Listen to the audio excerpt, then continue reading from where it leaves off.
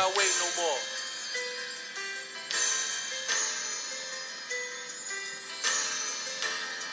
I'm just ready to fuck everything up.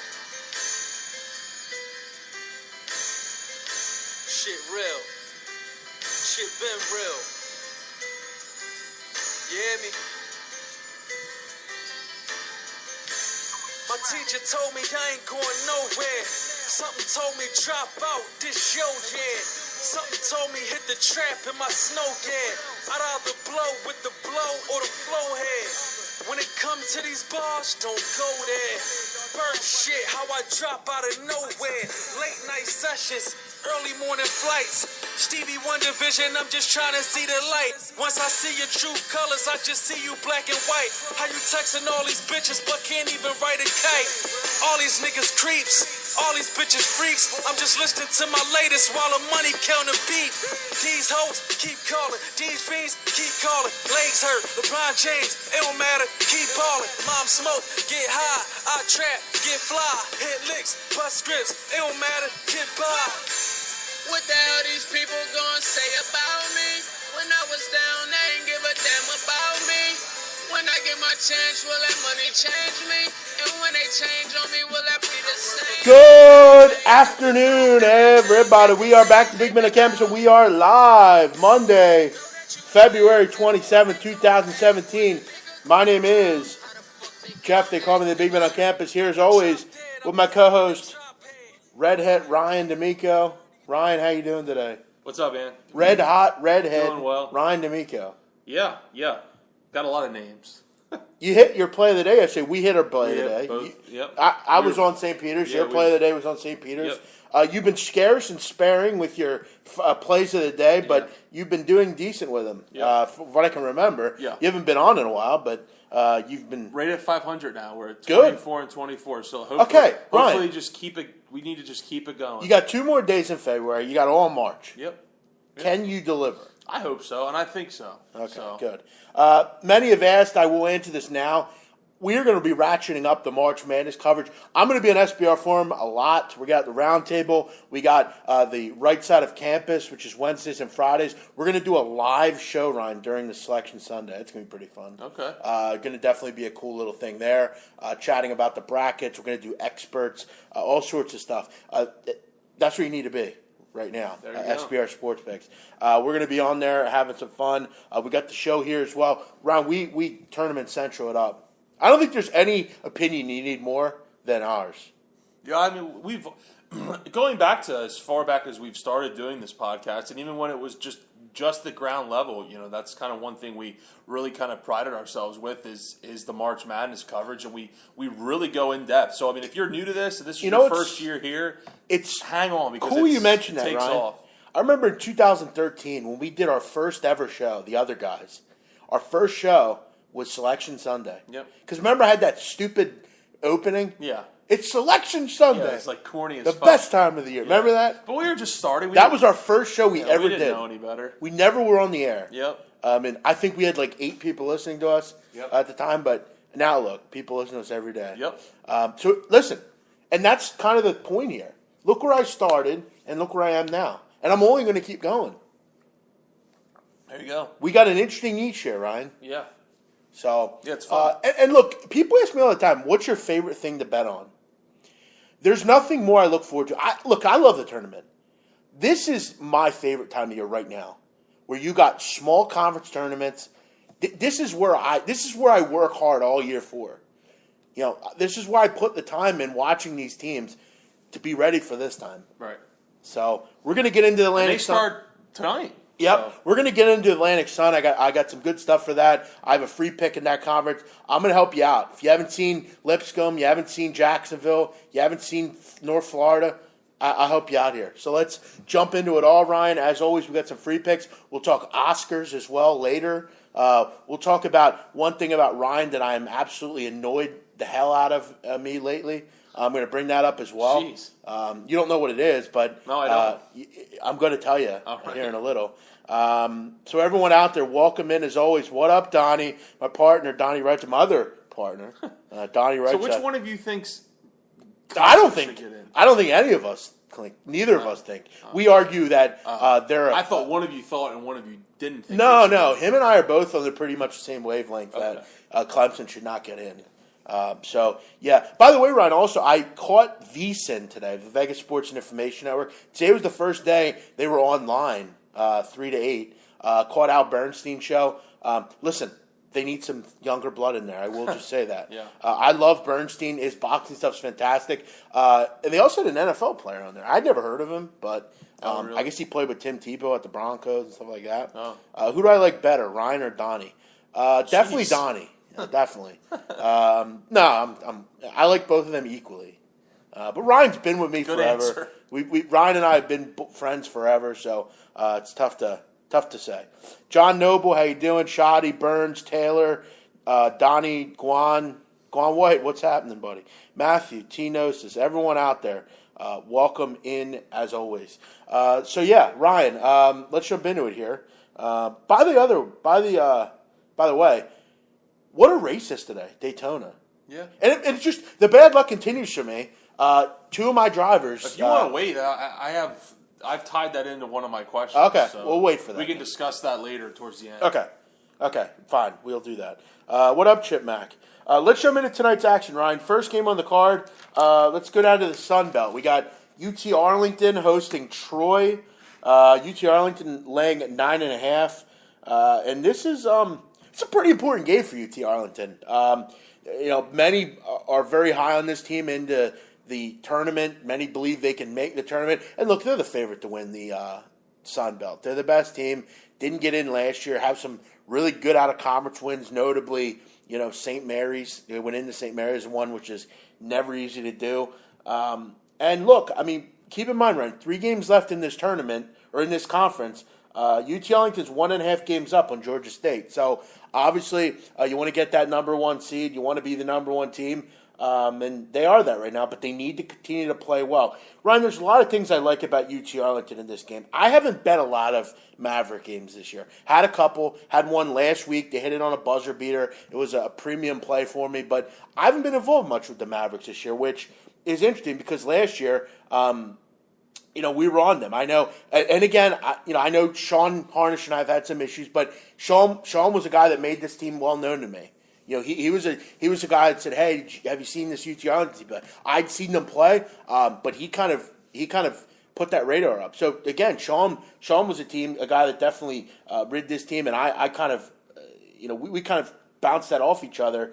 I remember, we loved IPFW last year. He liked UT Arlington. They've been good. You look at home, Ryan, 12-0 straight up. They haven't lost. They're 5-2 against the spread, and you look at off a loss against a conference rival basically this year. So most of these teams are rivals in this conference. Off of a loss in the rebound game, 6-0 this year against the spread. Pretty impressive. They've been very good offensively all year, 85 points a game at home, and defensively is where they're getting after it, where I think they're going to have the edge in this one. Opponents are shooting 41% against Arlington this year. 3-point defense has been fantastic, Ryan. They're actually 24th in the country against the 3. And I'd also like to point out the first matchup these teams had. Troy rolled them. They did. They hit 17 threes in that game. Yeah. They're not going to do that tonight. They're not going to shoot 59% from the field. I think this one reverts back to the mean. I think this is a great spot for Arlington. Really need to continue to win to maintain that number 1 seed and host, and get that number 1. So I'm going to lay the 9.5 here at home in this revenge spot. I think UT Arlington's a pretty solid play tonight. The one concern I have and why this isn't a premium play, Troy has been very good against the spread, especially as an underdog and on the road. I just think this is a good spot off that loss the first time to get the job done here. Yeah, Troy usually is. This is usually kind of one of them spots where Troy kind of rises to the occasion. I remember I've used them a couple times, about a month or so ago, back when I was first starting my play of the day, and they were pretty profitable for me, I remember. So these are the kind of spots you kind of, if you are going to back them, these are the kind of spots to do it. They've been profitable on the road. They've been profitable as a dog. And catching almost double digits, that seems like a right lean. I don't have too much on this game. The only thing I will say is you can't expect the Troy that showed up on January 14th to show up tonight. What they did in that game is I mean, the word fluke gets thrown around a lot in sports. That was a fluke. I mean, to shoot almost 60% from the field, 55% from three. I mean, that's just making 17 threes is an anomaly. I mean, that's totally staggering to me. And I mean, to score 93 points in that game, I mean, well over their season average. Now you got to go on the road where defensively they really kind of struggle on the road compared to at home. So I think Arlington just kind of rolling right now, like Jeff said, 12-0 at home, and they're covering as well. They've owned this conference, 12-3 straight up. So. I have a slight lean to Arlington, but nothing crazy here. Just because Troy has been good to me so far this season. But you talk about flukes. I think that's the definition of a fluke, Ryan.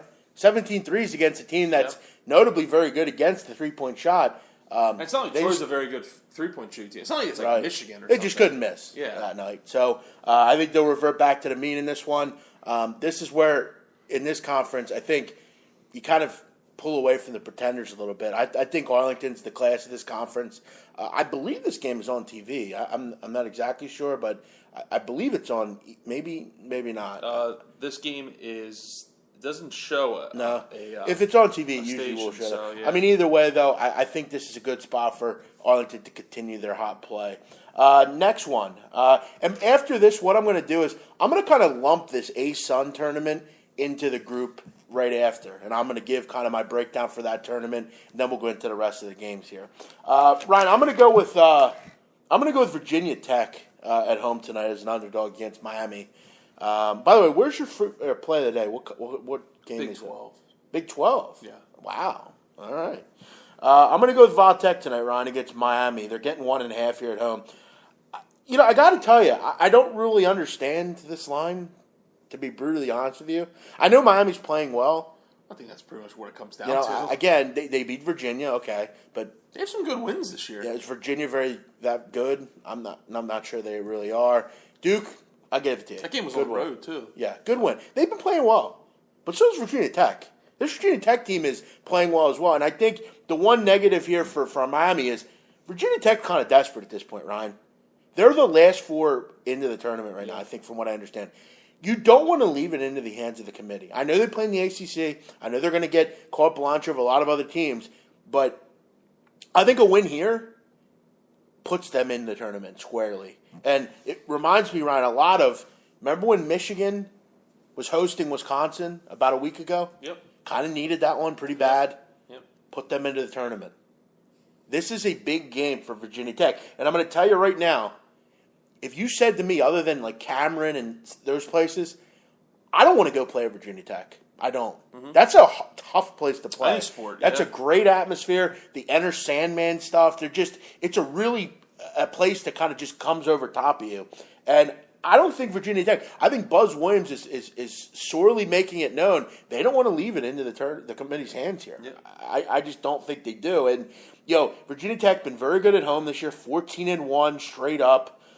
They've shot 50% from the field in Blacksburg this year. Defensively, they've really ratcheted it up.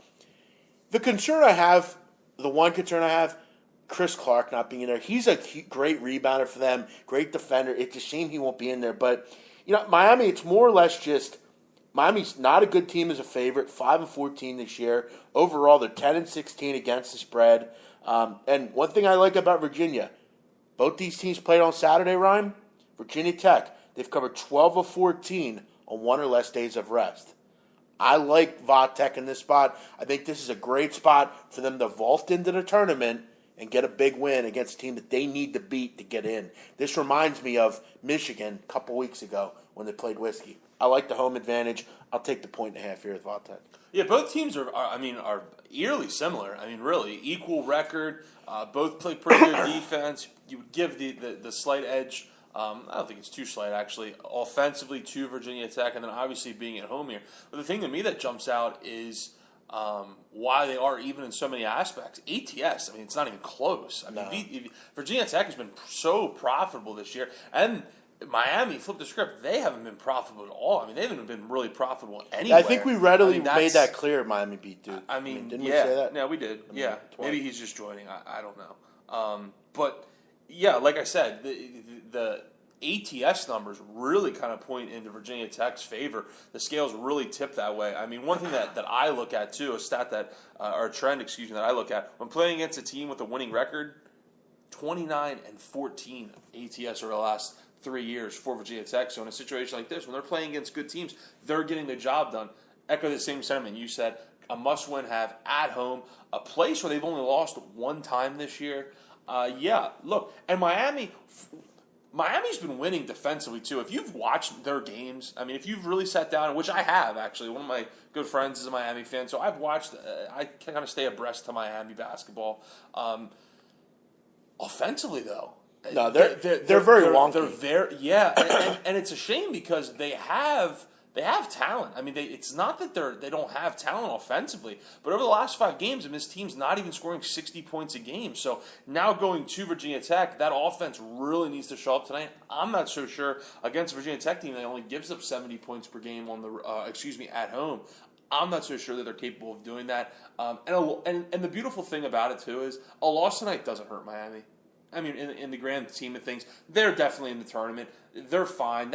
If there was any question, the win Saturday really kind of punched their ticket. So if they lose, it's not the end of the world.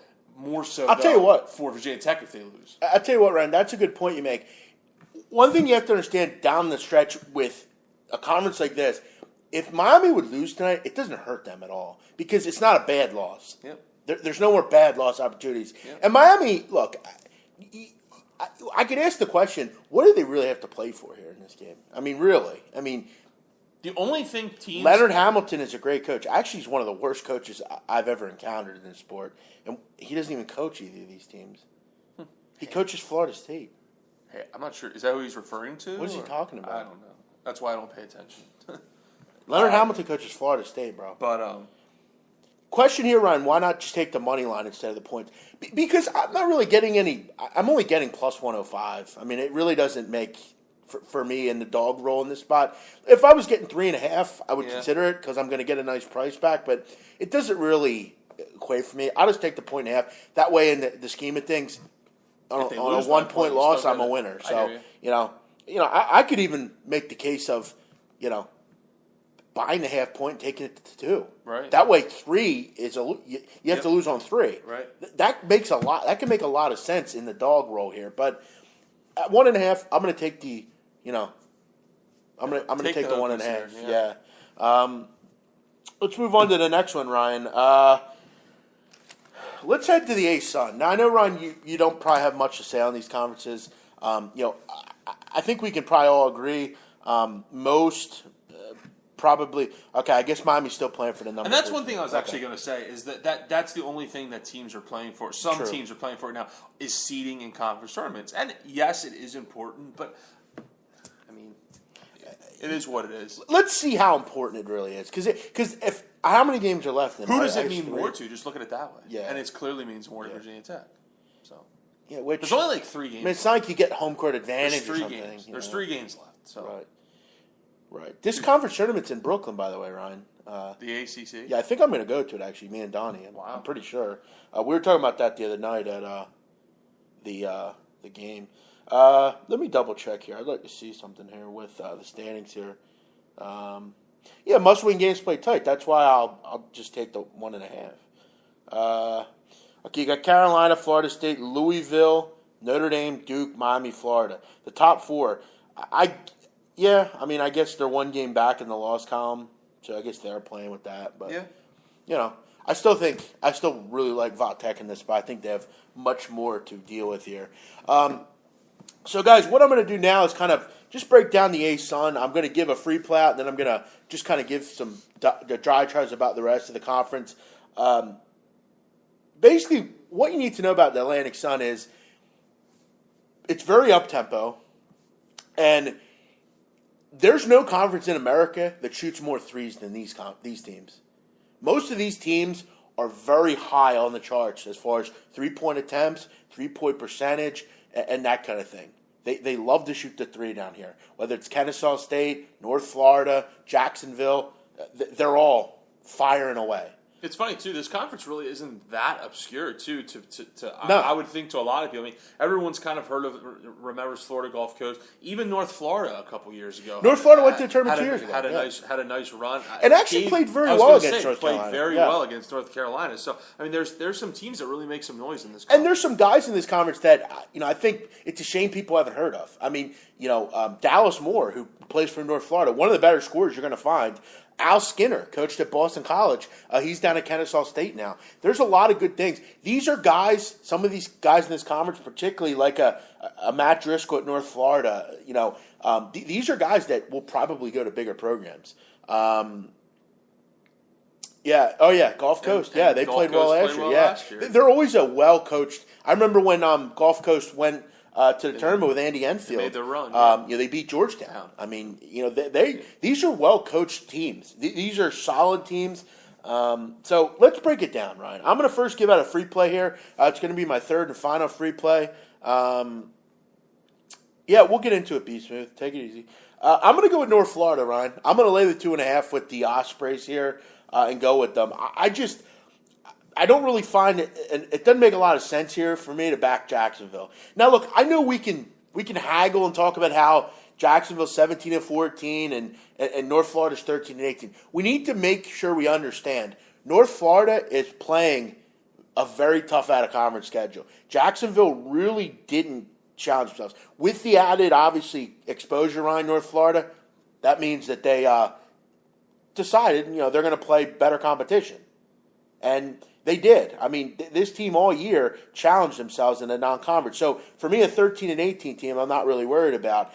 You look at out-of-conference run, they played Auburn, Miami, LSU, North Dakota, Wright State, Florida, Syracuse, Arkansas. I mean, UConn. I mean, really challenged themselves. I mean, that's a really tough out-of-conference schedule for a team like North Florida. And that's why when I get late into the tournaments with these kind of teams and their conference tournaments, I am zeroed in on North Florida, a Gulf Coast. And I think that's kind of one of the reasons why these conferences lately have performed well because in the opening scary. Round games. They've played these kind of teams. They have the experience. They've been battle tested. They know kind of what to expect. And North Florida is a perfect example of that this year. I mean, that kind of murderer's row you just went off is wild. I mean, that's an impressive non-conference schedule. I don't care who you are. That's an impressive non-conference schedule. The big thing for these two schools, Ryan, they're separated by like 20 minutes. They're not far away from each other. They're both in Jacksonville. So they definitely don't like each other. And there's definitely going to be a nice home court advantage for North Florida here. But I think the Jacksonville fans will definitely, the Dolphins they're called, they'll definitely come over. I thought Dolphins were from Miami. But. Right. One thing I do want to make kind of an historic point here. In the last 11 conference tournament games, Jacksonville 1-10 against the spread. Yep. Okay, that should go to show you they're just happy to be here a lot of the time. North Florida, very veteran team. Dallas Moore is a kid that I really like. I think he's the best player in this conference, and they're well coached. We've seen that under Matt Driscoll. 8-year guy. He's been there for a while. We've seen them go in and win conference tournaments. They made the tournament 2 years ago, like I said. They beat Jacksonville both times this year, which was something you always got to look forward to. With North Florida, another up-tempo team. That's what you see in this conference. Very up-tempo, 86 points a game, shoot a high percentage. Listen, their goal, and I don't think anybody from North Florida will lie to you and say they don't. Their goal is to outscore people. That's what they do, and they're very good at it too. But I'll tell you one thing. There's one thing North Florida does well defensively, and that's defend the three-point line. At home this year, opponents shooting 32.5% against them. That comes into play because this Jacksonville team loves to shoot the three ball, Ryan. You can look at them. They're one of the highest in the country at three-point attempts. They're also not very good defensively, 80 points a game they're giving up in conference. I just think the experience, the veteranness of this team, and the home court advantage is really going to pay dividends in this one. I'm guessing the movement on this one is open at 4. It's down to 2.5. I'm guessing that's sharp money, taking this one down. The public's not betting Jacksonville here. I'm going to go, though, against the Sharps here, and I'm going to take the more veteran team. Don't let also the free throw percentages fool you. I know as a team they don't shoot it well, but the three main players that are going to have the ball at the end of the game all shoot 74% or better. Give me North Florida. I'll lay the 2.5 here with them. Yeah. How about that breakdown? No, I mean, is anyone doing that shit? Nobody. Yeah, no, I like North Florida as well. And you hit on something I was going to talk about, and that was, defensively, they have to guard the 3-point line. And in the first 2 matchups of the season, they did that, and consequently, they won. In the first matchup, North Florida held Jacksonville to 35% from the line. Won that game by 16. Last matchup, like Donnie said, just last week they played. North Florida at home held Jacksonville to only 29% from 3, and also won that game. So they do that. They kind of copy that blueprint, which I'm sure they'll do. Get after it on the perimeter defensively. They should really have no problem. I know a lot of people, and I get it, but it's kind of a tired adage for me anymore. It's hard to beat the same team 3 times. Well, guess what? If you're just better than that team, it's not as hard as people think. If it's close, if it's 2 relatively close teams, yeah. But it's actually funny though, because in this conference, the top 3 seeds, Lipscomb, Florida Gulf Coast, and North Florida, the teams they're playing tonight, they've all beaten twice. But that's what I'm saying. I'm lying. Lipscomb lost once. I just think that, in a matchup like this, where North Florida, in our opinion, and I think a lot of people's opinion, is the better team, I have no problem with backing them a third time and having them go for the trifecta here. I really don't. And again, let's remember, the tough out-of-conference schedule will prepare them. Plus, it's at home. That's another thing you got to look at, too, when you're looking at conference tournaments. Is it on a neutral site, or is it a conference like this where they're at home? And I don't know if anyone knows, but this gym isn't very big. I mean, it's like going to your local high school. Yeah. I mean, it's right on top of you. Yeah. I like the intimate atmosphere. It's going to pay dividends tonight for the Ospreys. So I'm going to take them minus 2.5. As far as this conference is concerned, I actually took Lipscomb to win this tournament. I like Lipscomb. I think they're a team that kind of just riding the hot hand this year. They're a team that is really well coached. A guy under Lipscomb's coach, he was he's a Belmont disciple, by the way, Ryan. He's Rick Byrd guy. Did a lot of things with Rick Byrd, and from what I've heard, he might be the next in line at Belmont once Rick Byrd leaves. Lipscomb, if you don't know, Ryan, it's in Tennessee. Mm-hmm. They along with about 87. Yeah, about 87 other schools, right? The one thing about Lipscomb you have to realize this year is they're a young team. Don't have very many seniors. The one problem they have is Lipscomb's best player, Ryan. He was a transfer. He transferred out, went to Texas A&M. They were believing this year that they would kind of fall back a little bit, but they've shot the ball well, been really a good squad. And I think they're going to avoid Florida Gulf Coast for the most part, which is important. They're going to get a home game up until they play that 1 seed, which is going to pay a lot of dividends. And what I like about this area is they're starting to, from what I read, they're starting to get a lot more people in the community believing in this team. The coach mentioned starting to see a lot more fans in the building. And they're a really up-tempo, solid basketball team, Lipscomb. They love to shoot the 3-ball. They're just going to really pound you. That's kind of what they do. And I kind of like them at this price to win this tournament. I think they have a pretty good price. Again, you can always hedge, if you get to the end and you want to get out of it. But, I definitely like Lipscomb as far as long-term in this tournament. Can they cover tonight? What do you think? New Jersey Institute of Technology. What do you know about them? I think, well, as you know, I know a lot about them. Do you? Remember they beat Michigan? Oh, right. Remember? I forgot about that. That was their swan song last year. They had a great year last year. That was that put them on the map where everyone kind of knew about them. But Damon Lynn, though, the kid they had last year, best player they have, he's not played for some time. Right, so, and as far as tonight goes, you look at a Lipscomb team that's scoring 90 points per game at home, and NJIT coming to town, and they're giving up close to 80. If you look at the last game they played, which is the beginning of the month, at home, Lipscomb put up 87 on NJIT. So I kind of look for more of the same tonight. I'm not so sure NJIT has enough to kind of keep up with them here on the road. I would lay the double-digit number personally. Okay.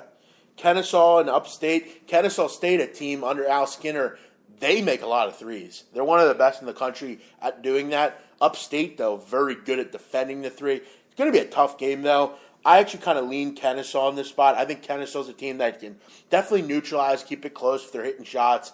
Upstate, though, very well coached. They've been to this title game before. They're a team that's definitely going to, try to play well in this spot. And they're at home, but it's a short line. I almost kind of want to take the points here with Kennesaw. Al Skinner is a good coach. He's coached at high-level D1 programs. He's got two guys, both a guard and a big, that are really good, that definitely can rebound the ball.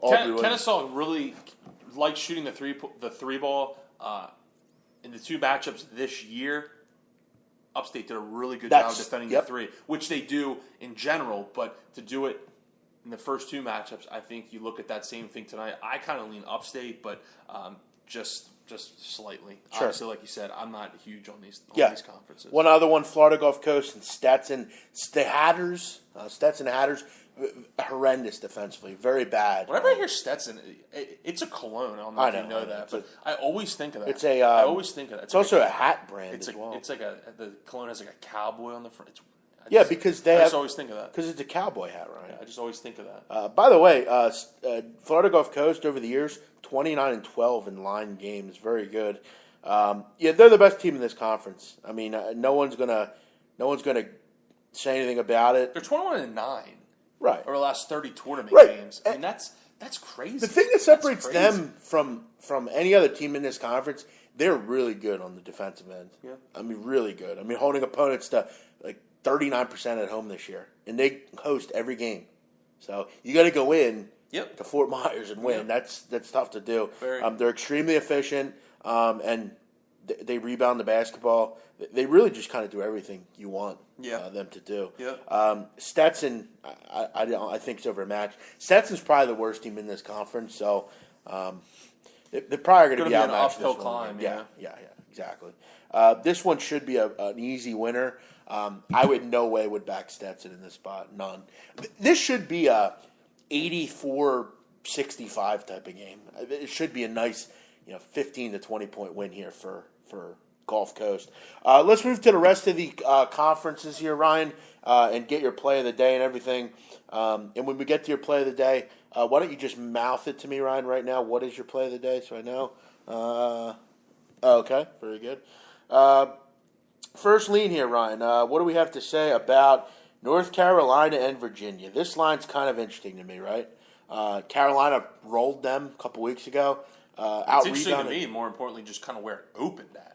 Not even talking about where the line's at now. It's talking about where it opened. Yeah, and as always, we knew the public would be all over UNC, and they have. People are down in Virginia right now. Rightfully so. They've looked bad. And here's the problem, though. My opinion. This line just looks too small, even where it is now. True. You're getting a Virginia team people are down on. Yep. No one wants to back them. UNC, the public's all over tonight. Yep. The concern I have here is, for me, this would be a spot I'd take Virginia. My one issue is I hate backing teams that get crushed on the boards. And they're going to get crushed on the boards. And I hate backing teams that can't score. Yeah. UNC is they're the best rebounding team in the country. I don't want to back Virginia. That's kind of my problem, so I'm just going to avoid it. Don't be surprised to see if they hang here. I have the exact same kind of feeling, exact same mentality on this game as well. Line looks too weird, but I don't want to back Virginia here. I haven't liked what I've seen. I don't like what I've seen. I don't like what I see from them going into the tournament. So, I mean, in the grand scheme of things, this game is, and that's the thing. Nothing to me. I mean, that 2-3 games to go. It is what. Obviously, it would be a nice win and nice for them to kind of get back on track. I know Virginia had a big blowout win over the weekend, but a win at home against UNC would be big. But I like UNC going into the tournament. I do. So. Yeah, I agree. I think they're a Final Four type of team to me. West Virginia Baylor, a game I don't have a lot of an opinion on. I really don't care too much about it. Wisdom would say. Baylor turns the ball over pretty frequently, and West Virginia crushed them the first time. Is home field advantage a big story here? Listen, I hate Scott Drew, so I don't want to back him ever. I hate both of these teams. This game does nothing. I hate both of these teams. I hate West Virginia every year in basketball, and I hate Baylor every year. If you say to me, who do you like as far as these two teams? West Virginia would win by a wide margin. I love Huggins. I've made that clear. And I think the way they play basketball is either really tough to play against or it can be a curse too, because it's very easy if you can break the press to score on it. If once you get above that first level. I don't want to. The problem is, I think at home though, I know it makes it easier to go up against but that Ryan, press versus at West Virginia when the fans are on top of you. I think this is what separates the public between people that are good at this, or try and be good at this. I'm not going to wonder or try to guess if Baylor will turn it over. I don't want to do that. Yeah, because it's more than a 50-50 proposition at that point. I don't want to bet against West Virginia. I don't want to bet in this conference. So that's really. Baylor had 29 turnovers in the last game. I can't imagine they're going to have 30. Well, they're not going to have 30, but it doesn't matter, right?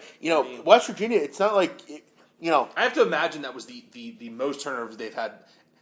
I have to Scott imagine it's the Drew most turnovers games. I have to imagine it's the most turnovers they've had on the season, and I'd like to know what the margin is from that game 29 to their next highest game. It's probably pretty significant. Well, they do that to a lot. They only average 12 I know. turnovers at home. They do that to a lot of teams, though. So, listen, I don't want to put my hands in the money of Scott Drew. No, I'm sorry. Neither do I. I'll pass on this one. Gun to my head, I would take West Virginia personally, but I don't want to bet on this.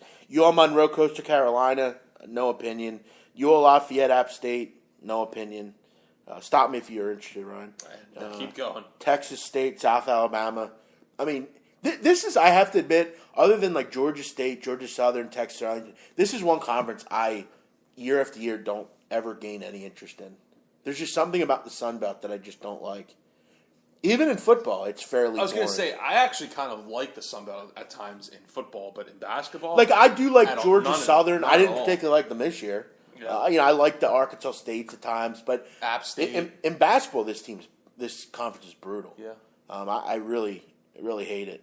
I'm not being. I just hate it personally. We all have the conferences we don't like. Yep. I love the MEAC. Most don't. I feel like Donnie just likes conferences that have fun names, like the Fun Belt or Maction. Yeah. Well, he definitely likes Maction. No, he has a he hat for always Christ's has, sakes yeah. about it. Yep. But yeah, I don't. I heard he goes to Mactions Anonymous or something like that. But no, hey, we all have our conferences we like, and Donnie, as far back as I've known Donnie, and we've had he's him always around, yeah. he's loved the MAC. Sure. More power to you, my man. Georgia State, Ark State. I like Georgia State at home. I don't really want to bet them on the road. Arkansas State, I've talked about before. Very good guards. Not big on their bigs. I don't like backing teams that don't have bigs. Right. I want to be able to rebound the basketball and have something down low. I'm not sure guard play can totally win you games. Ron Hunter's a good coach. We know that. You remember when he took them to the tournament? Everyone remembers that. We all remember that. This is a toss-up. I don't want to bet on toss-ups. Yep. Oklahoma can... Actually, let's do that one other one. Georgia Southern, Little Rock. I've made it clear. I said with Teddy Covers a couple weeks ago, they were a total fade for Little Rock. Yeah, Little Rock's a total fade. I think this line's a little low, but no opinion on it. Oklahoma, Kansas, Ryan. Your play of the day. What do you like here? Yeah, I think Kansas rolls. I got a feeling Kansas kind of rolls here. Do you really? Yeah, I kind of have a feeling that Kansas Oklahoma rolls. might have blew their load on Saturday. And that's kind of what I think. I think. By the way, can I just say one thing? Sure. I said it. I don't know if I said it yesterday, but I want to say it now. The Kansas State Wildcats on Saturday, that was the most pathetic performance I've seen all year. Yep. And Bruce Weber continues to wonder why he coaches at Illinois and Kansas State. You lose by 30. To Oklahoma. You scored 51 points. In a game you had to win to get into the tournament. Yep. Pathetic. They shot. You know what they shot in that game? I can only imagine. 25%. Yeah, it's horrendous. 13 from 30. I watched the game. It was hard to watch. Ugh. I mean, late in the, I turned it off eventually, but it was like, Christ. Yeah. There's no way in hell I'd back Oklahoma here, though. I like this play a lot, Ryan. I just think coming off a big win like that kind of, really kind of put dampering Kansas State in Manhattan on the road in the way that they did, winning by 30. I'm hard pressed to think they go into Kansas tonight and really kind of hang with Kansas here. You look at the first matchup they had, which was in the beginning of the year, or of the calendar year, excuse me. It was January 10th. Kansas goes into Oklahoma and wins by 11. So I don't know. I just kind of have a feeling this is more kind of on a play of Oklahoma coming off a big win. I know Kansas has, the Big 12 pretty much wrapped up and all that kind of stuff. But at the end of the day, Bill Self is still one of the better coaches in college basketball, and I'm sure he'll have them ready to play and won't take Oklahoma lightly and probably bring up that, hey guys, look, Oklahoma just went into Manhattan, beat Kansas State in a game they had to have. Let's put our best foot forward here and not get kind of lackadaisical. So I think Kansas goes in and at home and rolls. If I'm not mistaken, too, it may be senior night. It is senior night at Kansas, and they definitely have a ton of seniors. And they definitely have their fair share of seniors. So I do have to point out, you mentioned you think Bill Self's a good coach. I'm not going to argue with you. I think this year, some of the things he's done, I got to wonder what he's up to. I mean, to not even suspend Josh Jackson at all? No, I mean, I got to tell you, I think like most of these guys, he's a great recruiter. He wins. To me, a coach... He wins, though. I know, but I think the definition of a coach is, what do you do for your team? What do you do when you don't get recruited? That's a coach to me. That's a truly great coach. These coaches that coach teams like Butler, and those are real coaches. Then you can't look, a coach to me is not someone that gets 5 recruits. Then you can't look at the top 40 teams in the country. Well, listen, I'm just saying what my personal opinion is. I think they're great recruiters. I think they have obviously a lot of ammo when they're going at recruits. They're getting the best players. It's like you having a team and you choosing all the best kids in the recess yard, and of course you're going to beat everyone else. Right. You're just better than everyone. I agree with you though with this play, Ryan. I think Oklahoma's a bad team. I think they, again, just caught a Kansas State team that just was lost. I don't know what was going on there. Top 5 active college coaches. Wow, Mark Few. And I'm not just trying to be particular. I think Mark Few is a fantastic coach. Mark Few, Steve Fisher, Beeline.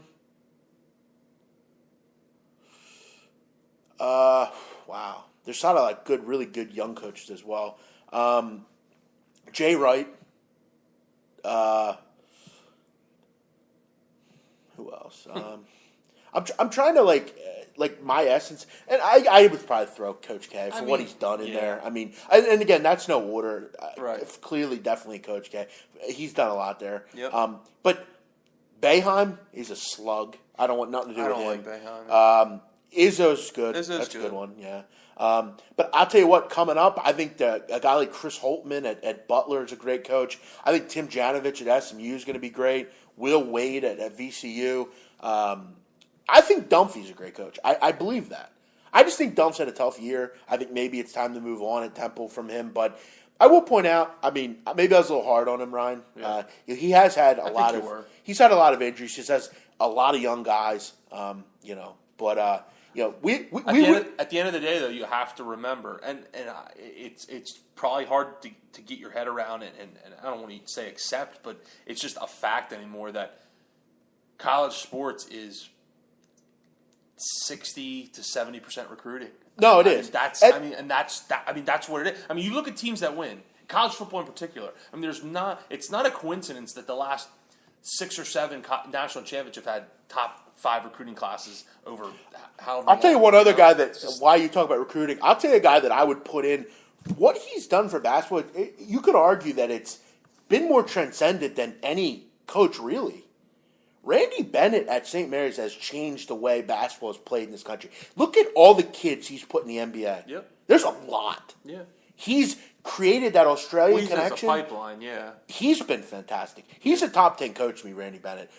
Because he does not only the X and O's, but he goes over and brings in a Patty Mills, yep. Dellavedova.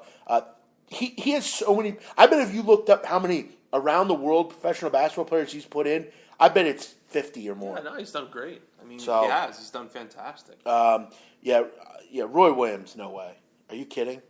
Are you kidding me? You don't like Roy Williams? No. Hell no. What are you, nuts? He's a horrible X and O coach. He's a recruiter.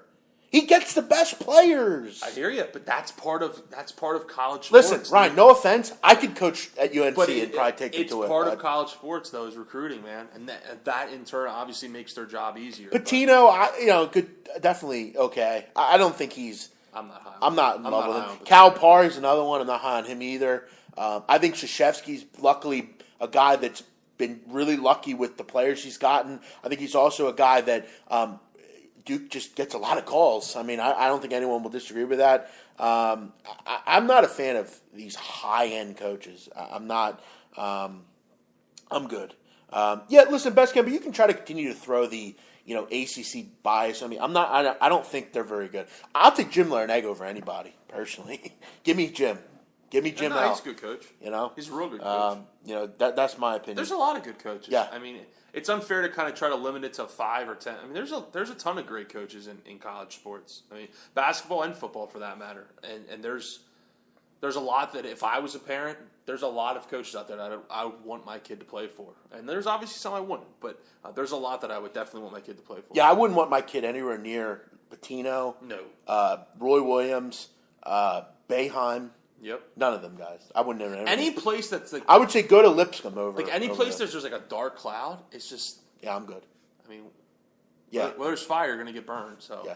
Mike Bray's a great coach. Bray's that's a good one. What Bray Bray has done at Notre Dame is great. Yeah. Yeah. Because Yeah. I mean, And Notre Dame basketball for so long was just Mm-hmm. and since he's been there, dude, they've just skyrocketed. I'll take Tony Bennett. He's a good coach at Virginia. Bennett's I mean, there's so many guys that I would take over. Doesn't Tony Bennett some look of like these- he played like a dad on a 90s sitcom Yeah, or something? yeah, for sure. He's classic. Konzo Martin? No. What? No. I'm good. Ryan, let's move on here. Another great coach, because he down in Mercer. By the way, they used to be in the Atlantic Sun as well. Yes. When they beat Duke a couple years ago, they were in the Atlantic Sun. Mercer They're now in Bears. the Southern Conference. Bob Hoffman, a great coach. They're at home tonight against Samford. We've seen Samford play. Wyatt Walker, very up tempo. Mercer is a team at home that I really like. I always have. They have a great atmosphere down there in I believe Macon, Georgia. I believe that's where they are. Wichita, sure. I don't know. These games seem to always come down to the wire, though, don't they? Yeah, and Samford, you can't kind of take away what they've done ATS this year. They've been very good on the road. If you remember a few weeks back, I mean, they burned me in overtime. Remember that 4 overtime game? You pushed, I believe. Because I backed Samford, I backed Wofford at home, and Samford was just wouldn't go the fuck away. I mean, for whatever 4 reason, overtime. on the road, they cover. I kind of slightly lean to Samford in this spot. Do you? I do. You should. I would agree. I think it's probably down to the wire. I'm just going to say of what I don't like to. I'm not a big fan of betting against Mercer at home. I just think, they're always well recepted there in that area. Yeah. And they have a great coach that I don't like to bet against. That's one big thing. If someone asks me, what do you really look for? In these small conferences, coaching. It's all about coaching. It's all about, and even in the big tournament. Like last night, I wanted to rip Calvin Sampson's head off in that Houston game. Yep. It was driving me crazy. Because, and I know we have people that like Calvin. I'm not a big fan of him as a coach. I would much rather have Tubby Smith as my coach. But, I wanted to rip his head off last night. Let's continue, That's Ryan. funny. That's another coach I like. I really like Tubby Smith. And I thought he's kind of got a Well, bad rap over the last handful of He's years. seemingly coached everywhere, it seems know. like. But, He's a really good players coach, though. Players gloat about him, at least from what I've heard. oh, yeah, sure. And, again, it's his first year at Memphis. He's definitely – yeah, listen, I don't mean to talk about him. I just don't like him personally. That's kind of my thing. I that's why I said I get we have fans of his. I just don't like him, really. I also don't really like Nick – or what's the kid's name? Rob Gray, I'm sorry. I'm not a big fan of his either. Chattanooga Citadel. You talk about an interesting game, Ryan. Might be the most interesting game of the night. I'm going to tell you why. First of all, we got Citadel, and we know they're always interesting. The top 2 players, though, out for the year for Chattanooga after getting in a fist fight. Yeah. Did you hear about this? Trey McClain and Justin Pryor. Real smart. What the hell happened smart. here? Real smart. What the hell happened with the box, Brian? Not sure. That's crazy. I mean, these things happen, and it really makes you wonder. And it's like it couldn't have happened at like a worse time. Like it's the end of the year, you're really gearing up for conference tournaments and the tournament if you're so lucky to get in, and this kind of stuff. I mean, you just wonder. And look, we've all been 18 to 21. Hell, I think some people listening probably still are, and you do dumb shit. I mean, there's no way around it, and it's easy for us to say now. And they got to think, they got to be smarter, and they do. But at the end of the day, they are kids, and we all do dumb shit when they're kids. But talk about, I mean, what an awful time to do it, though. It's something that you have to, because I got to tell you, Chattanooga's a good team. I mean, other than like East Tennessee State and Furman, I mean, they're available. I mean, they're a team that you got to really look out for. But basically, let's just read this quickly. Multiple sources tell Paul Cheyenne, sports director at Channel 3, leading scorer and SoCo leading scorer Trey McClain. These fucking promo ads. Fuck you. Well, of course, I can't read what I want to read. I guess they got into an argument after a game and beat each other up. So, very weird story. Very. But, Ryan, they're 7.5-point favorites. That's a funny one. That's a good one. And that's why you like Chattanooga, because they're not going to say, you know what, these guys might be great, but and that is a huge problem that I have with collegiate sports and sports. I mean, that I commend what Chattanooga is doing, and everyone should follow that handbook. I don't give a fuck if it dampers and hinders your chance of winning. They screwed up. Look, these kids are in college. What is college? College, in every aspect, living, school, sports, it prepares you for life and for the future. What is this? What does not disciplining kids do? Tells them, in the real world, you're going to get away with it. One source said you could write a book on the turmoil that was going on during Saturday's game. The same source said McClain and other players had to be separated by another player during halftime. Then before the second half, McClain was seen, what sources said, was having a heated conversation with his assistant coach, left the bench, storming into the tunnel. He didn't come back to join the team until the 10-minute mark. So he just literally walked off the court, and that was it. After the game, Matt McCall, head coach, asked to comment and said, there's just certain standards here, and we don't meet the standards. So, again, that's what he's not in. I guess I was under the impression they got into a fight. McClain's not in because he just walked off the court. He just left. Pryor is out because he broke his hand after punching a door in frustration. Never understand that.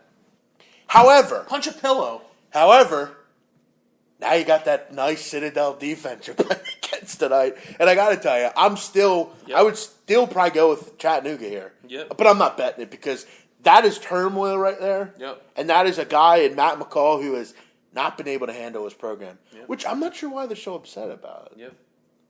I mean, they haven't been playing great, but I'll tell you what, though. They still have Justin Toyu and Casey Jones. So do you lay the 8? Yeah, I would. Still lay the 8? Citadel's that bad. Still lay the 8? Yes. They are bad, obviously. Because, you know what's so constant? The world can end, but Citadel's defense is still bad. The loot and shoot. No, I wouldn't bet the over. Not the over. No. I would probably just bet Chattanooga here.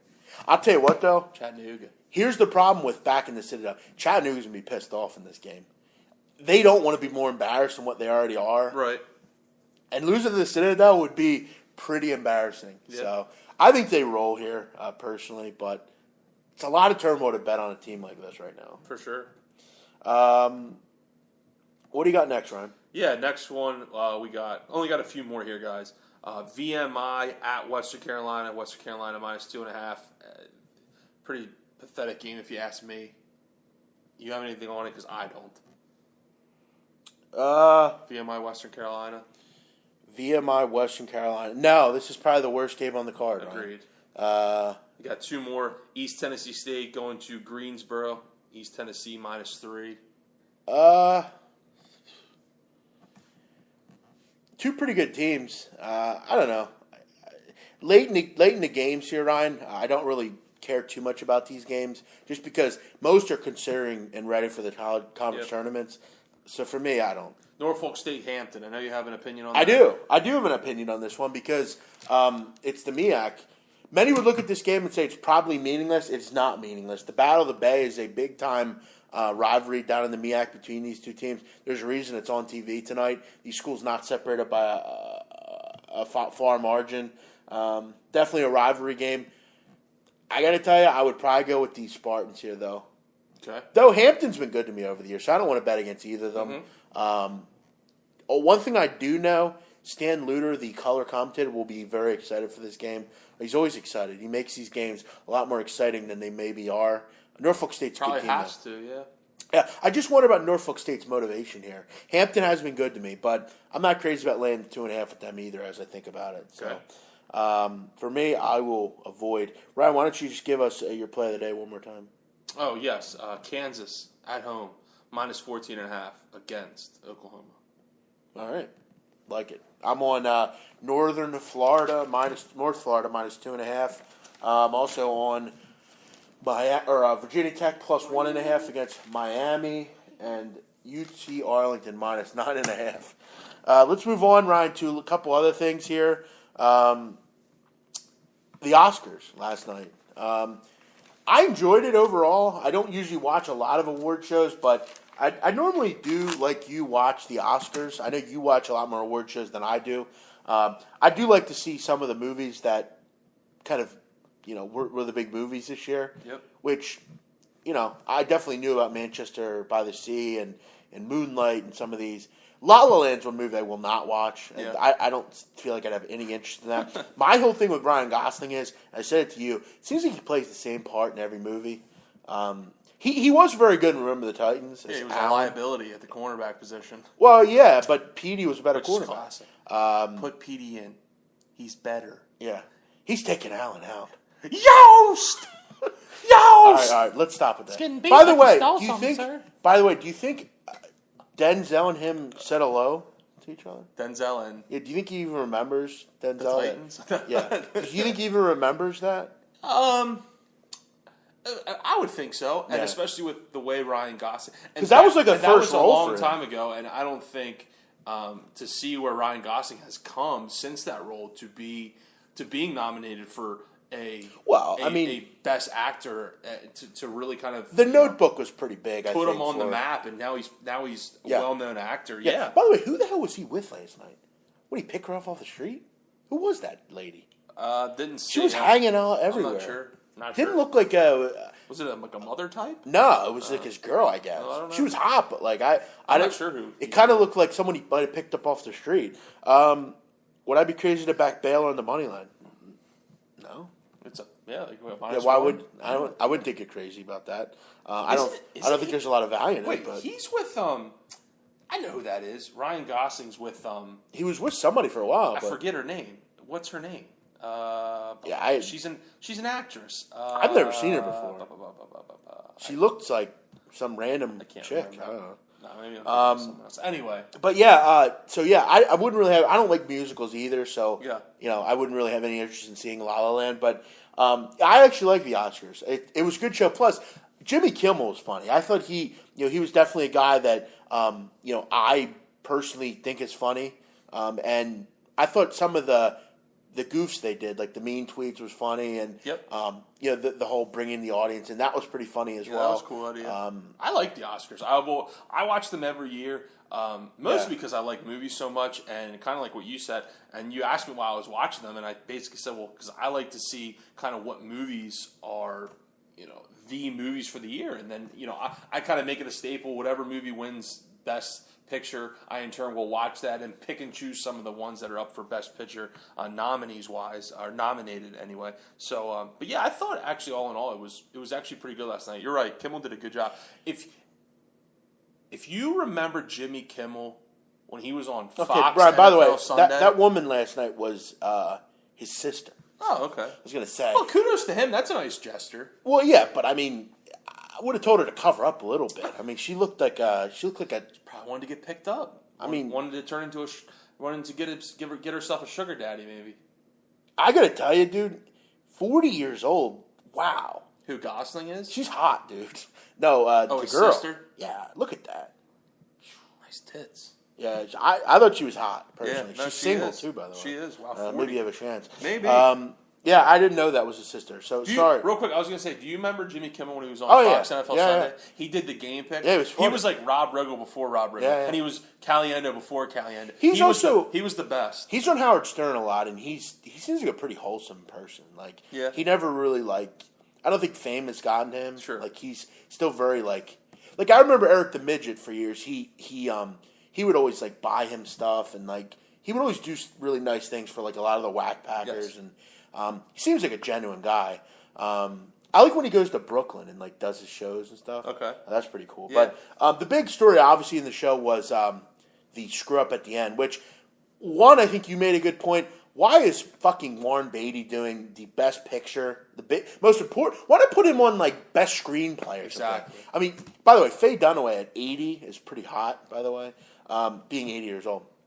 But why is he doing that award? Now, I don't blame him because I don't have an answer. they gave him the wrong card. I mean, I clearly. But It's funny because there's like a card gate now. You heard about that because Emma Stone, in turn, after like everybody has like their press conference, then afterwards for Right. a brief time where they ask them questions, and Emma Stone basically, which is very uncommon for celebrities and athletes to be so candid, she basically came out and said, "I was holding my card the entire time. The card that supposedly they read off of the Best Actress card." Wow. She said, "I was holding this the entire which time." I didn't so understand don't it know, because- so I don't know where the other one came from. So that kind of makes you believe. I mean, was that staged? yeah, How do multiple nomination cards come about? Well, I actually, when I was watching it live and it happened, I thought it was a joke, honestly, because like Kim was always like trying to be funny and Right. stuff. So I thought it was a joke, but then I thought And to like they myself, bring out Steve Harvey. Or yeah, something. but then I thought, you know what? I mean, La La Land did win every award. It seemed like maybe they were going to Sopranos it up and win every award. they were the favorite, right. So which it didn't, and then I was like, you know what? There's something going on because I seen behind. I seen them all like, oh my god, Talking, whatever. And then the guy, some random guy, who was that? no, that guy? was either the director or the producer. Okay, yeah, I didn't see him for most of the night because I know he's like, yeah, we didn't win or something. Yeah, he's like, he says, "Moonlight, this is your award." And then he rips He's the like, card This out. is not a joke. Then he rips the card out of Beatty's hand. Yeah.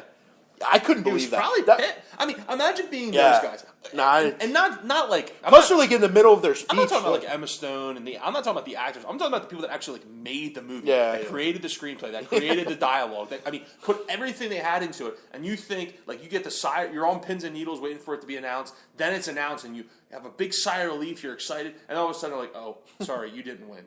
Like, what do you? I'll tell you one thing.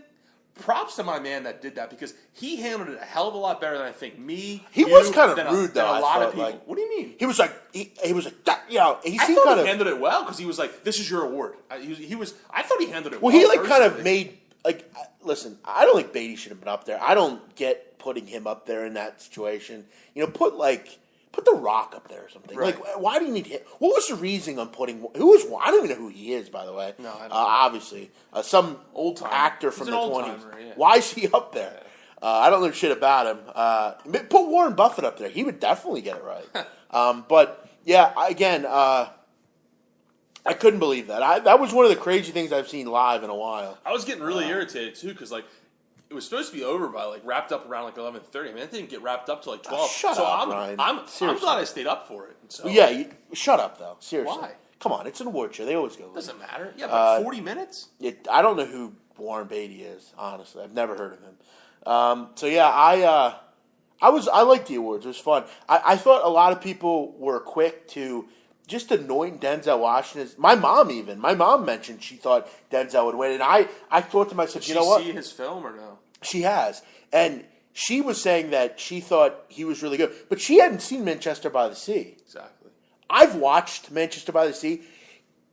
I now know why he won.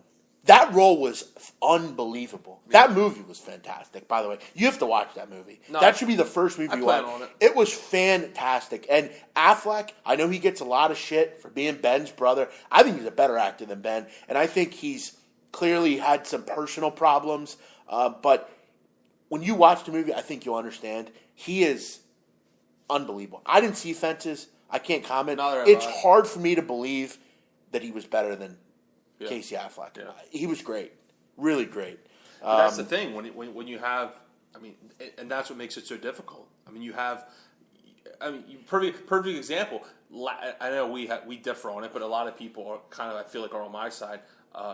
Perfect example is last year, Leonardo DiCaprio. That was his first ever Best Actor win, and I feel like he could have won multiple times. It's so hard to win that award when you have that many great other actors in that category. Yeah, and again, though, I still believe, and again, I can't say that, I'm just saying the performance I've seen from Affleck, Denzel would have had to have been unbelievable in the other role. Mm-hmm. So, Casey was great in Gone Baby Gone as well. That's he was in American Pie, and he was in Good Will Hunting. He was in that. Yeah, I think he's a better actor than his brother. No, I hated The Accountant. I didn't like that movie at all. I think Ben is, other than The Town, I can't remember a role that I've enjoyed him in. The Town is great. I've never been huge on Ben Affleck either. Yeah, The Accountant I hated. He's not. I don't think he's garbage, but he's not fantastic. I found myself at the end, and I can agree. I think I'm pretty smart, honestly. I didn't understand The Accountant at all. I didn't watch it, so I didn't like the movie personally. Yeah, sorry, man. I didn't personally like the movie. I thought he was he wasn't likable at all in the movie, and it just wasn't any good. Yeah. You'll hate Casey Affleck, by the way, in the movie. Oh, really? Yeah, he's a very... Oh, he's a hateable character? And that's why I think he's I've read the synopsis of the movie, so I kind of get... That kind of makes sense now that you say that. I just think the movie is extremely well done. It should be rated 98% on Rotten Tomatoes. It's rated really high. Yeah. I think it is rated It's fantastic. 98%. And again, he's very much not, a not likable person in the movie. Right. But Geely, remember that movie? Yeah, with J-Lo. Yeah, Jersey Girl. Remember their whole ideal or their whole. He's actually I do like Ben from one perspective of politically. I'm very similar to him as politically. Okay. He is a very much a person that speaks up. He's a good director too. He's put out some good movies as a director. Steelers signed Antonio Brown to a 5-year deal. Good for them. Let's move on to the last part of the show, Ryan. I got to ask the listeners one thing. Ryan and I obviously have a lot of passion for this. I mean, do you think we'd have any trouble on the radio, Ryan? Honestly, on the radio, I think our show would be highly rated. I don't think so at all. Yeah, just because we cover a lot of different aspects. Yeah, and we don't give a fuck, and we do well with it. Yeah, right. What do we got, Ryan? We got buy or sell or 5 questions. 4 buy or sell, 1 question. Okay, switched it up. Let's rock with it here. First one. No 3 seeds or lower will make the Final 4. I sell that, definitely. Okay, you sell it. Yeah, if you know me, I definitely know that. Well, that's why I want to be on Sirius. Yeah, I definitely think, I said yesterday, I think Butler and SMU are very live in the tournament. Okay. They're 2 teams that I'm very high on. Yeah, I definitely think. I sell it as well. I definitely think with the parity this year, I think it could be one of them years you look and you see a 7 or an 8 seed get hot and make a run for sure. I definitely think it's one of them years. It's just funny because I feel like a lot of times when you talk about who are your top 4, 5, 6 teams, and I feel like it's always the same couple, but I definitely think the parity is there. That's a great point, Ryan. I always like when people say you let people get to you too much. Find me someone in Hollywood that doesn't let anyone get to them. Everyone has beefs. Get over it. If you don't like me talking to other people, don't listen. Shadi, I know you've been a great listener, but you've always gotten on me about that. And again, I know you're from Cali. I'm not. I don't like when people talk about me. But yeah, I agree, Ron. I think with the parody and the, I just don't see this being a chalk year like that. Number 2, Moonlight was a better comeback than the Cavs over Golden State Warriors last year. I think what was the better comeback? Than both of them. Okay, well that's not the question. Yeah. It's just supposed to. It was just really. It's kind of supposed to be a joke. Yeah, no, it's funny though. I would say I would buy that. Yeah, I guess. Yeah, that was pretty. I was stunned during that. Well, it was just a fuck up. It wasn't really a collapse. That was. The Cavs just. That was crazy. The Cavs just were better for the last 4 games. Yeah. I think if there was anyone else in that, like Steve Harvey, I also don't really fade him for it either because he didn't write the card. No, I hear you. It's funny. I kind of want to know who was in charge of presenting the card. They're already fired, probably. I would imagine. Number 3, Syracuse is the most overrated / overhyped bubble team. Throw in bubble teams like Wichita, Rhode Island, Georgia Tech, Michigan State.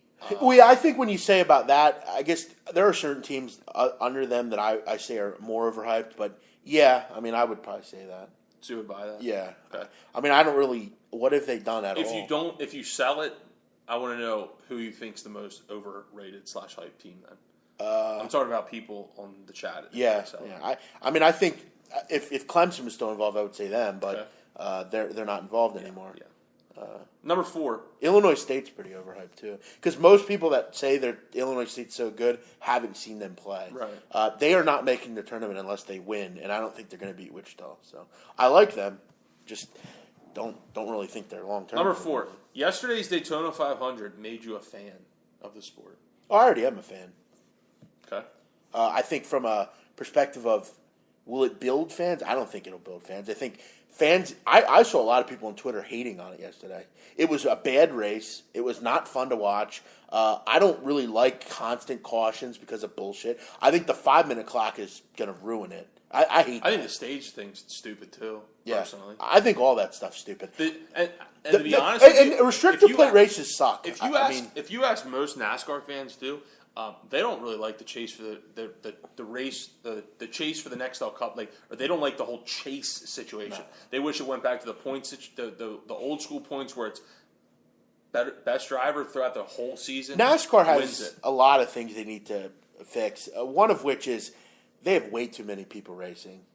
Well, they've actually cut it down. Well, they should cut it down more because No, there's no need for 45 people racing. No. And some of the guys, only like 40 now. Well, some of the people in there though have no business being out there. Right. Like that LaJoy kid. He had no business being out there. And I'm going to say something. He fucked certain guys up because of his inability to know what he was doing. He fucked the race up for. I believe it was maybe Elliott Sadler possibly, but he clipped somebody and ruined. But Jeff, if you cut the field down by 10, 15, 20 drivers, that's money taken out of people's pockets. I mean, sponsors is what makes NASCAR. There should be 30 people in NASCAR, not 50. If you take out, there's only 40. Okay, well, even 40. I'm talking about. So if you take out 10 cars, that's not going to happen. I'm also talking about the level of people in it. Yeah. Certain drivers should not be in NASCAR. I mean, it is what it is. Adam Gase, that Gase kid, he shouldn't be in. LaJoy, he shouldn't be in. I mean, and if you pay attention to it too, NASCAR ticket sales and attendance is down over the last 2-3 years. So I mean, it's kind of struggling. It's a shame. Chase Elliott, I thought he really was going to win. It's a shame he ran out because he was a guy that I thought late in the race would win. But yeah, some of the rules packages suck. The chase sucks. The stage shit sucks. And how about Kyle Busch? Did you hear what he said? He threw about Goodyear tires. Did you see that? Yeah, that was drivers do that a lot. Yeah, just throw them under the bus. But yeah, I just continue to get drivers that wreck. I mean, I've had so many drivers wreck. Dale Jr. wrecks. That's part of NASCAR, though. By the way, only one guy out of 40 can win. Did you watched the race late, right? Yeah, till the end. I did. I was wondering what happened to Logano. He was winning the race, and then just I went to the bathroom or something. And then I come back, That's the thing with what the hell that's the happened thing with Daytona. You get out of line and you get kind of sucked down. I mean, it happened to I forget who it happened to earlier in the race. It's not Bristol. It's Daytona. It happened to someone where they were in second. They fell out of line, and because of they got off their line, they fell from second all the way to 16th. Yeah, I've seen that. And that's kind of similar to what happened with Logano. And it's hard to make that up. That wreck late was brutal. Like the Keselowski one with everyone. Because the field was shortened significantly. There was only 21 guys on the lead lap at the end. Yeah. Yeah, it was definitely. Restricted plate races kind of blow anyway too. Yeah. Truex as well. He was involved in that. How about Truex? He raced pretty well yesterday. He did. He came back and Kurt Busch wins. He didn't lead one lap in the race until the last one. Yep. It's funny. They always use the term he's always been a bridesmaid, not a bride. He finally got his win. I think he had 3 or 4 second place finishes. His brother's been so good for him. Better than him too. So, last question here. Like I said, it's a question. So I think this is a pretty cool one. Give me one top 10 team. Now, I have the rankings in front of us here. Give me one top 10 team that you personally guarantee will not win the national championship. Okay. That you have full confidence. You would bet your entire bankroll that they would not win the national championship. A top 10 team. Just the top 10. Probably UCLA. Okay. UCLA. I don't think they have any chance. The way they play defense. I can't believe they're ranked third. Yeah, they don't have a chance. I can't believe that. The way they I play guess they do only have 3 losses, but And I think a lot of those kids that UCLA has, I think Bryce Alford's pretty damn soft, to be honest with you. yeah. I don't think they have much inside either. Yep. I don't. And defensively, they're hard. Yeah. So I think they'll be out pretty quick. I wish Baylor was top 10. I have a 'cause they couple. would be There's a really- few top 10. I'll name a couple top 10 teams that I just don't like. I'm not high on Arizona going into the tournament. I'm not high on Louisville going into the tournament. I'm not high on West Virginia or Kentucky going into the tournament. If I had to pick out of one of those teams, I would say Louisville. I know a lot of people like Louisville. They play great defense, going to keep them in games. I'm just not really high on them offensively. And I don't really like Patino. He's kind of a head case. He does have experience, though. That gives him a little bit of help there. But I'm going to say Louisville. I think one other one that best Gambler point. I think Villanova is another good one. I think it's very difficult to repeat clearly. Oh yeah. I've said it before and I'll say it again. I don't think they're that good, honestly. I think long term, I think in the tournament, guard play is only going to take them so far. They don't have a ton like they did last year. Chris Jenkins throughout the year has really kind of just been average. They have a lot of injuries. They don't have many bigs either. I think it's difficult to repeat. It is. I'm telling you, watch out for Butler, man. I got them today at 66-1 to win the national title.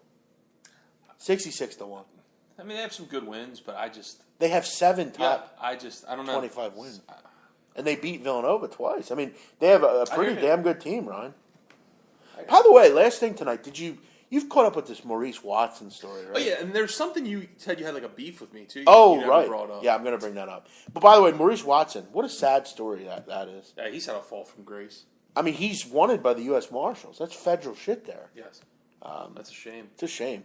If it's true, it's very shameful. I mean, talk about your life just coming crashing down. Yeah, what a terrible You're on couple one of the better teams in the country. You're the best team on there. You're being talked about a Wooden Award. And it's a shame to a kid like him because he comes across as a nice kid. He went to BU, he loses his final season. Yeah. He's from Philly too. So, Ryan, my annoyance with you right now is I wonder how many times you're going to tweet or put on Facebook that you've enjoyed Fargo. I wonder how many times you're going to do that again. Because I have the counter at 4. Okay. You've done it 4 times. Okay. On a variety of social media. I want to know how many times you're going to stalk my life. I mean, is it... Well, it just pops up, Ryan. I mean, jeez. I enjoy it. It's one of the better shows I've seen in a long time, and it's a network show, which is extremely. It's also not about stalking either, Ryan. On Facebook, I don't know if you remember a couple of years ago, they had you come up with like a top connections list, and I'm pretty sure you. I didn't do that because certain people, when they do something, they're on my feed, Okay. and I just see you. I mean, Ryan, we get it. You It's like good. the show. I mean, it's fantastic. And as far as a network show goes, I mean, you could say the same thing about you with Gonzaga. I mean, you tweet about Gonzaga constantly. Everyone does that. But I don't think I don't know that I've. I just think the show is great. But Ryan, you have to also understand, my whole life is this is what I do. I hear you. So, but again, it's going to come up. But I mean, people get it by now. Does Ben McAdoo is not akin to Al DeMarco? They look dead alike. He's a loser. What about the Oklahoma wrestler who's transgender that's a dude and won in the women's division? Yeah. I mean, look, no offense, but he's a man. And it shouldn't be a coincidence. I mean, to be honest, I think it's a little unfair personally. Mm-hmm. I have nothing against the pure gender people, but I just think it's kind of unfair. I don't tweet about The Wire and haven't for some time. You hear Ball's dadson say he only played for Lake. Yeah, I hate LeVar Ball. I've made that clear. I hate that family. I hate talking about them. By the way, did you see their little brother? Yes. 8 for 33 in the final. Yeah. Matt or die. Whip that ass, bitches. Yep. LiAngelo isn't even a top 100 recruit. Get out of here with that. All right, guys. Everyone have a great night. We'll be back tomorrow with another edition of the Big Men on Campus. Tuesday card, breaking it down. Ryan's play of the day, Kansas minus 14.5. I'm also on North Florida minus 2.5. Virginia Tech plus 1.5. And at UT Arlington -9.5. Everyone have a great night. One premium tonight on the website. Rocking it. Atlantic Sun. Everyone have a great night. We'll be back Tuesday. Tomorrow, you can catch me on the Descent into Madness Tuesday roundtable with Ian Cameron, Drew Martin, Ed Fang, Donnie Rightside. We're all live tomorrow, 12:30 Eastern. SBR Sports Picks, breaking down college basketball as a whole. Join us there as we descent into March Madness. Everyone have a great night. We'll see you tomorrow. Bye-bye.